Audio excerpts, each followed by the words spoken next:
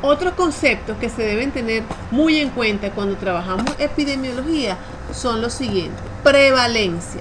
La prevalencia es la proporción de individuos de un grupo o una población que presentan una característica, evento o enfermedad determinada en un momento y en un periodo determinado. Y la incidencia. La incidencia es el número de casos nuevos de la enfermedad que estudiamos, que aparecen en un periodo de tiempo previamente determinado. Entonces, la prevalencia va a contener la incidencia. La prevalencia son todos los casos, los nuevos y los viejos. La incidencia son solamente los casos nuevos.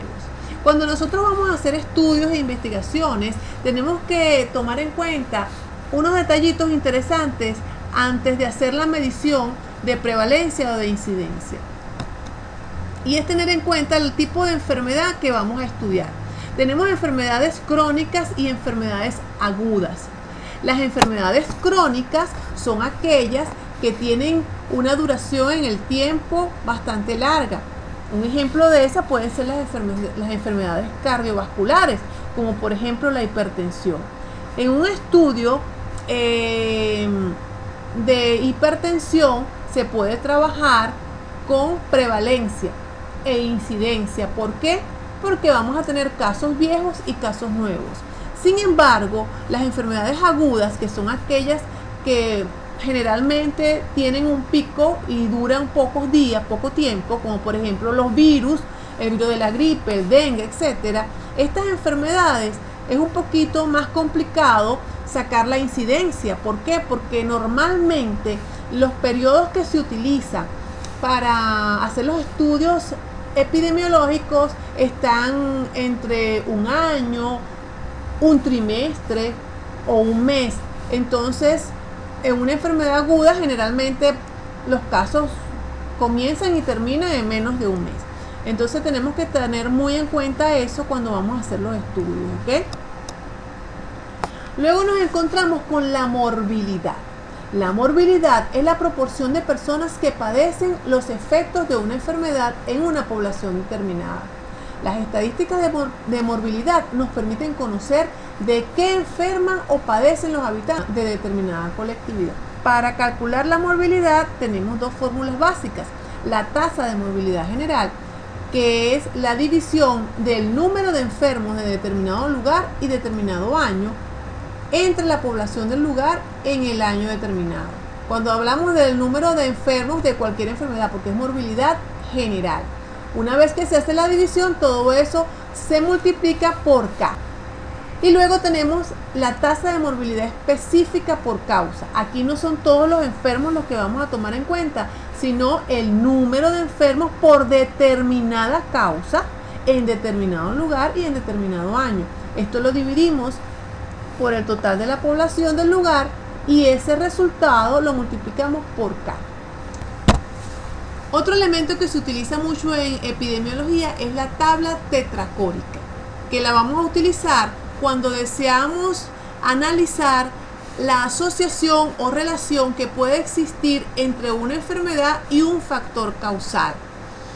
Para esto se hace el estudio tomando en cuenta los enfermos expuestos, los no expuestos, los sanos expuestos y los sanos no expuestos, distribuidos en la tabla de la siguiente manera.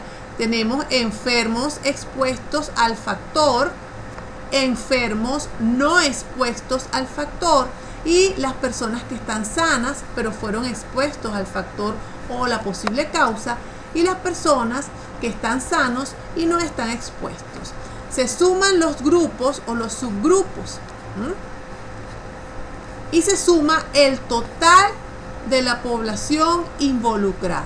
¿Okay? Aquí tengo todos los que fueron expuestos, todos los que no fueron expuestos. Aquí tengo todos los enfermos y aquí tengo todos los sanos.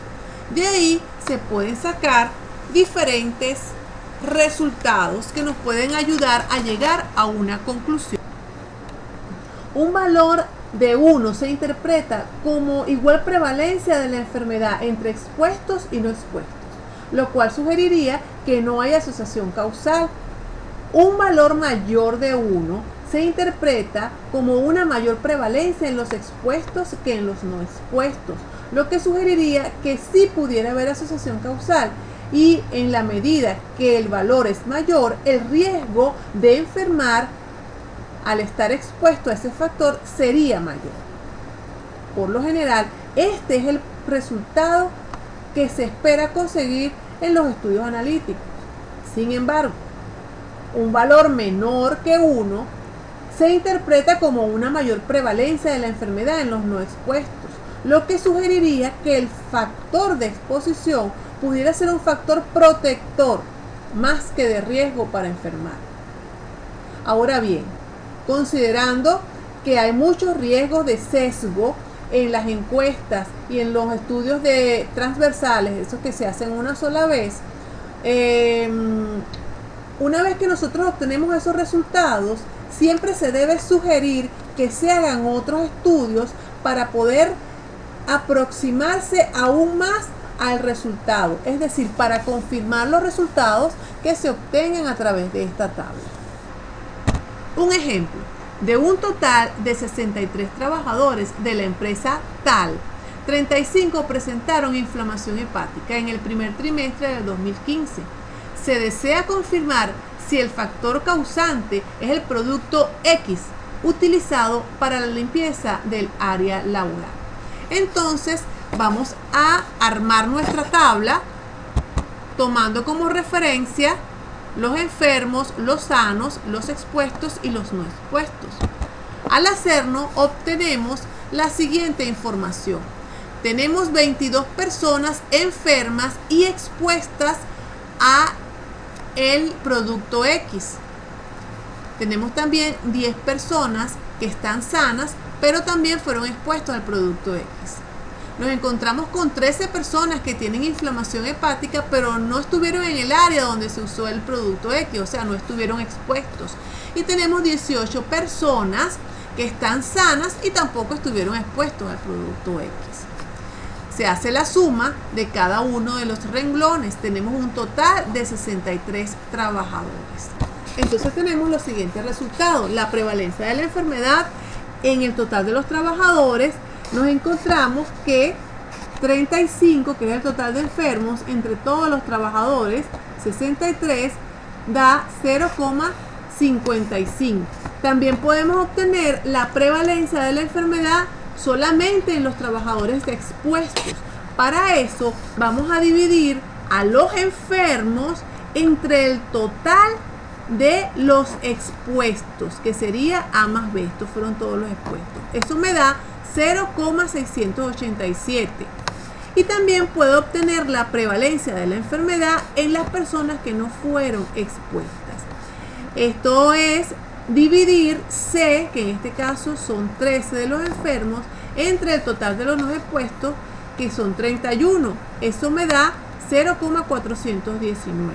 Al final, yo puedo obtener la razón de prevalencia de la enfermedad, que se logra de dividir la prevalencia de los enfermos expuestos entre la prevalencia de los enfermos no expuestos. El resultado es 1,63. Tomando en cuenta esto, yo puedo concluir de la siguiente manera. Se concluye que hay una mayor prevalencia de los expuestos al producto X. Tomando en cuenta que la razón de prevalencia fue de 1,63, lo que hace sospechar que puede haber asociación entre el producto de limpieza X y la inflamación hepática, por lo que se sugiere hacer otros estudios que ayuden a confirmar estos resultados. ¿Para qué se pueden usar estos estadísticos epidemiológicos? Bueno, son muy importantes porque son la base para desarrollar la planificación de programas, para hacer la ejecución de estos programas y para evaluar los programas ya establecidos. Por eso es tan esencial manejarlos y tenerlos presentes.